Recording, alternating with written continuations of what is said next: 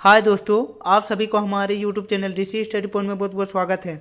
आज हम लोग क्लास 10 के 12 फरवरी को होने वाले सामाजिक विज्ञान के कुछ महत्वपूर्ण सवालों को देखेंगे। आज का हमारा यह वीडियो सेट 1 है। तो दोस्तों, आज के हमारे इस सेट में जितने भी क्वेश्चन हैं आपके होने वाले एग्जाम के दृष्टिकोण से बहुत ही महत्वपूर्ण होने वाला है। इसीलिए आप लोग आज के हमारे इस वीडियो को शुरू से अंत तक देखें और हाँ, अच्छा लगे तो अपने दोस्तों को भी ज़्यादा से ज़्यादा शेयर करें। तो चलिए दोस्तों, अब देर न करके एक एक करके उन सभी क्वेश्चनों को देखते हैं। आज का हमारा पहला क्वेश्चन कह रहा है कि निम्नलिखित में से कौन जैव संसाधन का उदाहरण है। पहला ऑप्शन है मनुष्य, दूसरा ऑप्शन है जल, तीसरा ऑप्शन है सूर्यताप या चौथा ऑप्शन है लौह अयस्क। तो इनमें से जो मनुष्य है वह जैव संसाधन का एक उदाहरण है, इसलिए इसका सही जवाब है ऑप्शन नंबर 1। हमारा अगला क्वेश्चन कह रहा है कि मानव जीवन की गुणवत्ता और विश्व शांति बनाए रखने के लिए संसाधनों का समाज में कैसा बंटवारा होना चाहिए। पहला ऑप्शन है अमीर के हिसाब से, दूसरा ऑप्शन है गरीब के हिसाब से, तीसरा ऑप्शन है सरकार के हिसाब से या चौथा ऑप्शन है न्याय संगत। तो मानव जीवन की गुणवत्ता और विश्व शांति बनाए रखने के लिए संसाधनों का समाज में न्याय संगत बंटवारा होना चाहिए, इसलिए इसका सही जवाब है ऑप्शन नंबर 4। हमारा अगला क्वेश्चन कह रहा है कि निकोबारी कबूतर किस जातियों की श्रेणी में आता है। पहला ऑप्शन है सामान्य जातियां, दूसरा ऑप्शन है दुर्लभ जातियां, तीसरा ऑप्शन है स्थानीय जातियां या चौथा ऑप्शन है लुप्त जातियां। तो निकोबारी कबूतर एक स्थानीय जाति श्रेणी में आती है, इसलिए इसका सही जवाब है ऑप्शन नंबर 3। हमारा अगला क्वेश्चन कह रहा है क्वेश्चन नंबर 4 कह रहा है कि निम्नलिखित में से कौन सुमेलित नहीं है। पहला ऑप्शन है महानदी हिराकुंड परियोजना, दूसरा ऑप्शन है टाका भूमिगत जल टैंक, तीसरा ऑप्शन है इल्तुतमिश फौज खास या चौथा ऑप्शन है गंगा भांगड़ा नंगल परियोजना। तो इसका सही जवाब होगा ऑप्शन नंबर 4, गंगा भांगड़ा नंगल परियोजना यह सम्मिलित नहीं है। हमारा अगला क्वेश्चन नंबर 5 कह रहा है कि रबी फसलों को किस ऋतु में बोया जाता है। पहला ऑप्शन है ग्रीष्म ऋतु, दूसरा ऑप्शन है शीत ऋतु, तीसरा ऑप्शन है वर्षा ऋतु या चौथा ऑप्शन है उपरोक्त सभी। तो रबी फसल को हम लोग शीत ऋतु में बोते हैं, इसलिए इसका सही जवाब है ऑप्शन नंबर 2। हमारा अगला क्वेश्चन कह रहा है कि चाय किस प्रकार की कृषि का उदाहरण है। पहला ऑप्शन है जीवन निर्वाह कृषि, दूसरा ऑप्शन है प्रारंभिक कृषि, तीसरा ऑप्शन है रोपण कृषि या चौथा ऑप्शन है झूम कृषि। तो चाय एक रोपण कृषि का उदाहरण है, इसीलिए इसका सही जवाब है ऑप्शन नंबर 3। हमारा अगला क्वेश्चन नंबर 7 कह रहा है कि झारखंड के गुहा और नोवामुंडी में कौन सा खनिज पाया जाता है। पहला ऑप्शन है लौह अयस्क, दूसरा ऑप्शन है कोयला, तीसरा ऑप्शन है तांबा या चौथा ऑप्शन है अभ्रक। तो झारखंड के गुहा और नवाडी लौह अयस्क के लिए सुप्रसिद्ध है, इसीलिए इसका सही जवाब है ऑप्शन नंबर 1 लौह अयस्क। हमारा अगला क्वेश्चन नंबर 8 कह रहा है कि निम्नलिखित में से किसका परिवहन पाइपलाइन द्वारा होता है। पहला ऑप्शन है पानी, दूसरा ऑप्शन है कच्चा तेल, तीसरा ऑप्शन पेट्रोल उत्पाद या चौथा ऑप्शन है उपरोक्त सभी। तो इनमें से जो पानी है, कच्चा तेल है और पेट्रोलियम उत्पाद है, इन सभी का परिवहन पाइपलाइन के द्वारा होता है, इसलिए इसका सही जवाब है ऑप्शन नंबर 4। हमारा अगला क्वेश्चन नंबर 9 कह रहा है कि हमारे देश की 22 प्रमुख भाषाओं को संविधान की किस अनुसूची में रखा गया है। पहला ऑप्शन है 8वीं अनुसूची, दूसरा ऑप्शन है 9वीं अनुसूची, तीसरा ऑप्शन है 7वीं अनुसूची या चौथा ऑप्शन है 6वीं अनुसूची। तो भारत देश के 22 प्रमुख भाषाओं को संविधान के 8वीं अनुसूची में रखा गया है, इसीलिए इसका सही जवाब है ऑप्शन नंबर 1। हमारा अगला क्वेश्चन नंबर 10 कह रहा है कि स्थानीय शासन व्यवस्था में कितना पद महिलाओं के लिए आरक्षित है। पहला ऑप्शन है 1/3, दूसरा ऑप्शन है 1/4, तीसरा ऑप्शन है 2/3 या चौथा ऑप्शन है 3/4। तो स्थानीय शासन व्यवस्था में महिलाओं के लिए 1/3 पद आरक्षित है, इसलिए इसका सही जवाब है ऑप्शन नंबर 1/3। हमारा अगला क्वेश्चन कह रहा है कि अमेरिका में नागरिक अधिकार आंदोलन कब हुआ। पहला ऑप्शन है 1968 से 1974, दूसरा ऑप्शन है 1954 से 1968, तीसरा ऑप्शन है 1974 से 1980 या चौथा ऑप्शन है 1980 से 1988। तो अमेरिका में नागरिक अधिकार आंदोलन 1954 से 1968 के बीच हुई थी, इसीलिए इसका सही जवाब है ऑप्शन नंबर 2। हमारा अगला क्वेश्चन नंबर 12 कह रहा है कि भारत के राज्यों की विधानसभाओं में महिलाओं का प्रतिनिधित्व कितना प्रतिशत है। पहला ऑप्शन है 5%, दूसरा ऑप्शन है 4%, तीसरा ऑप्शन है 14% या चौथा ऑप्शन है 5% से कम। तो भारत के राज्यों की विधानसभाओं में महिलाओं का प्रतिनिधित्व 5% से कम है, इसीलिए इसका सही जवाब है ऑप्शन नंबर 4। हमारा अगला क्वेश्चन कह रहा है कि इनमें से कौन से देश में द्विदलीय व्यवस्था है। पहला ऑप्शन है भारत, दूसरा ऑप्शन है अमेरिका, तीसरा ऑप्शन है फ्रांस या चौथा ऑप्शन है जर्मनी।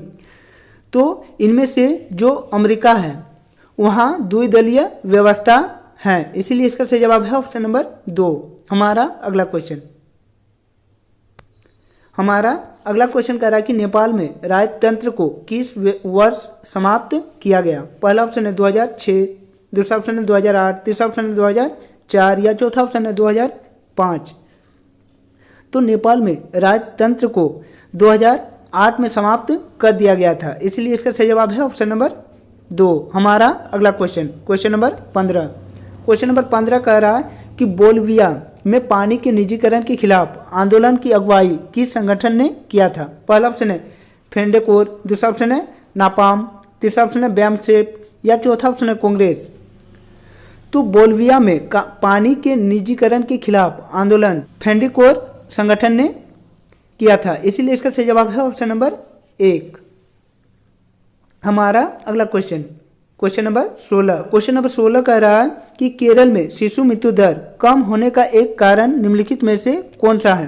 पहला ऑप्शन है सार्वजनिक वितरण प्रणाली का सही क्रियान्वयन, दूसरा ऑप्शन है उत्तम परिवहन व्यवस्था, तीसरा ऑप्शन है शिक्षा एवं स्वास्थ्य जैसी मौलिक सुविधाओं की पर्याप्त उपलब्धता या चौथा ऑप्शन है उच्च प्रति व्यक्ति आय।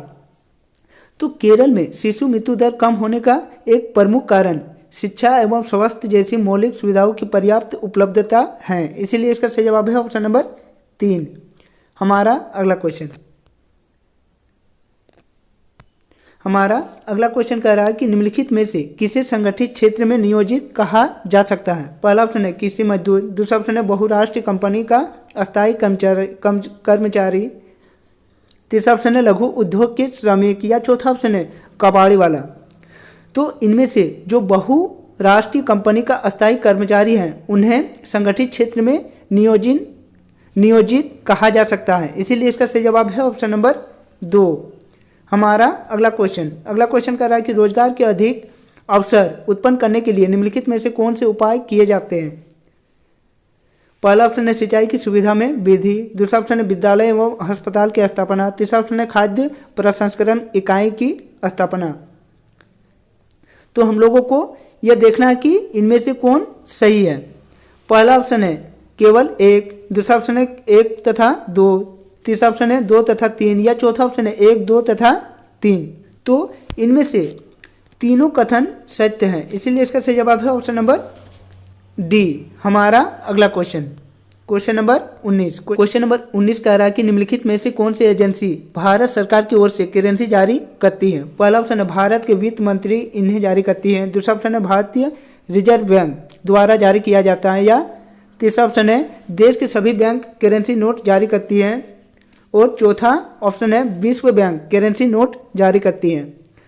तो भारत में करेंसी जारी करने का अधिकार भारतीय रिजर्व बैंक को होती है, इसीलिए इसका सही जवाब है ऑप्शन नंबर 2। हमारा अगला क्वेश्चन नंबर 20 कह रहा है कि राम और श्याम दो छोटे किसान हैं जिन्होंने अलग अलग स्रोतों से 20,000 रुपया कर्ज लिया है।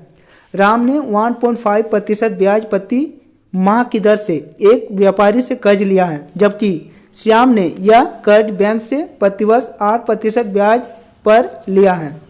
उपरोक्त आधार पर निम्नलिखित में से कौन सा कथन सत्य है। पहला ऑप्शन है राम ने सही किया क्योंकि उसे किसी प्रकार की कागजी कार्यवाही नहीं करनी पड़ी।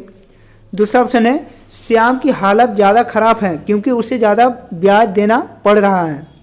तीसरा ऑप्शन है राम की हालत ज़्यादा खराब है क्योंकि वो ज़्यादा ब्याज दे रहा है। या चौथा ऑप्शन है श्याम बेहतर है क्योंकि उसे ज़्यादा ब्याज मिल रहा है। तो इस सवाल का सही जवाब होगा ऑप्शन नंबर 3, राम की हालत ज़्यादा खराब है क्योंकि वह ज़्यादा ब्याज दे रहा है। हमारा अगला क्वेश्चन नंबर 21। क्वेश्चन नंबर 21 कह रहा है कि भारत सरकार ने सूचना का अधिकार यानी आरटीआई नामक कानून कब लागू किया था? पहला ऑप्शन है अक्टूबर 2005, दूसरा ऑप्शन है अगस्त 2006, तीसरा ऑप्शन है जनवरी 2005 या चौथा ऑप्शन है नवंबर 2007।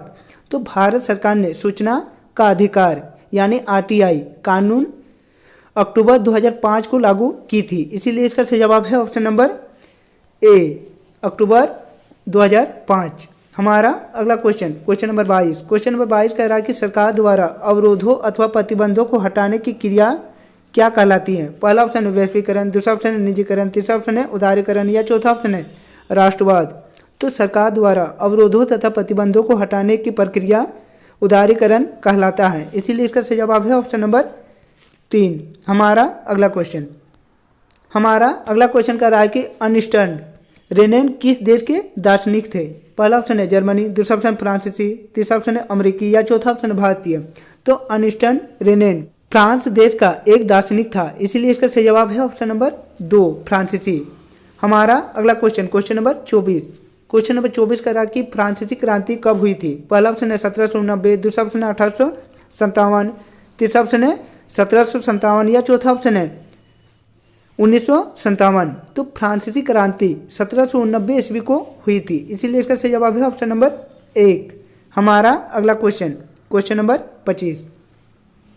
क्वेश्चन नंबर 25 कह रहा है कि यंग इटली भूमिगत संगठन के स्थापक कौन थे? पहला ऑप्शन है हिटलर, दूसरा ऑप्शन है नेपोलियन, तीसरा ऑप्शन है जोसेफ मेस्सीनी या चौथा ऑप्शन है कार्ल मार्क्स। तो यंग इटली भूमिगत संगठन के संस्थापक जोसेफी मेस्सीनी थे, इसीलिए इसका सही जवाब है ऑप्शन नंबर 3। हमारा अगला क्वेश्चन कह रहा है कि महात्मा गांधी दक्षिण अफ्रीका से भारत कब लौटे? पहला ऑप्शन है जनवरी 1915, दूसरा ऑप्शन है अगस्त 1921, तीसरा ऑप्शन है मार्च 1930 या चौथा ऑप्शन है जनवरी 1950। तो महात्मा गांधी दक्षिण अफ्रीका से जनवरी 1905 को भारत लौटे थे, इसलिए इसका सही जवाब है ऑप्शन नंबर 1। हमारा अगला क्वेश्चन कह रहा है कि पुनः व्यक्त डॉक्टर भीमराव अंबेडकर एवं किसके माध्य हुई थी?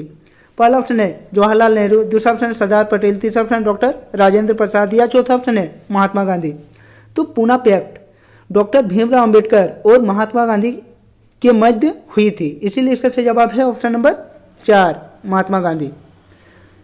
हमारा अगला क्वेश्चन कह रहा है कि 1890 के दशक में रीडर पेस्ट नामक बीमारी किस देश में बहुत तेजी से फैली? पहला ऑप्शन है अमेरिका, दूसरा ऑप्शन है अफ्रीका, तीसरा ऑप्शन है ब्रिटेन फैल या चौथा ऑप्शन है जापान। तो 1890 के दशक में रीडर पेस्ट नामक बीमारी जो जंतुओं में फैल रही थी वह अफ्रीका में बहुत तेज गति से फैली थी, इसीलिए इसका सही जवाब है ऑप्शन नंबर 2, अफ्रीका। हमारा अगला क्वेश्चन नंबर 29। क्वेश्चन नंबर 29 कह रहा है कि निम्नलिखित में से कौन देश मित्र राष्ट्र के पाले में था? पहला ऑप्शन है तुर्की, दूसरा ऑप्शन है ऑस्ट्रिया, तीसरा ऑप्शन ब्रिटेन या चौथा ऑप्शन है जर्मनी। तो इनमें से मित्र राष्ट्र में ब्रिटेन देश शामिल था, इसीलिए इसका सही जवाब है ऑप्शन नंबर 3, ब्रिटेन।